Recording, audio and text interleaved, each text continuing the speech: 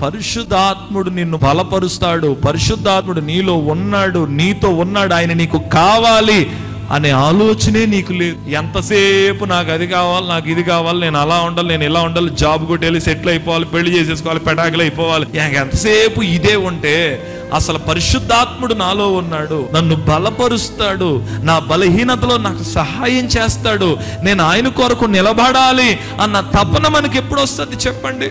నిజంగా అలాంటి వాళ్ళే మనకు ఒక రోజు నేరస్థాపన చేస్తారేమో అనిపిస్తుంది. అన్ని అవకాశాలుండి మనం ఏం చేయలేకపోతున్నాం.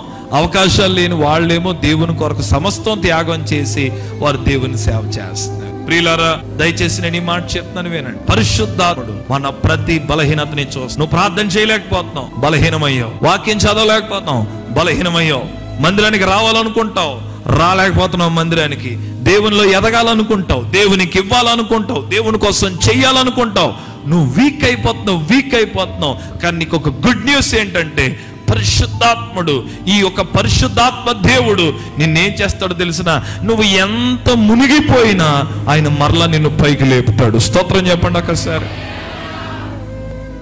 మునిగిపోయేవారిని ముంచేయడు, మునిగిపోయిన వారిని లేపేవాడే పరిశుద్ధాత్ముడు. గుర్తుపెట్టుకోండి. ఎక్కడి నుంచి లేపుతాడో తెలుసా? జీరోలో నుంచి లేపడు. అనండి ఒకసారి. మైనస్లో నుంచి కూడా పైకి లేపేస్తాడు. అసలు నేను చెప్పింది ఎవరికైనా అర్థమైందమ్మా?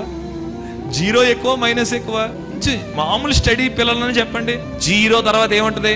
-1, -2, -3. నేనేమన్నాను తెలుసా? జీరో అంటే న్యూట్రల్. జీరోలో కాదు, మైనస్ లో ఉన్న వారిని కూడా దేవుడు లేపేస్తాడు.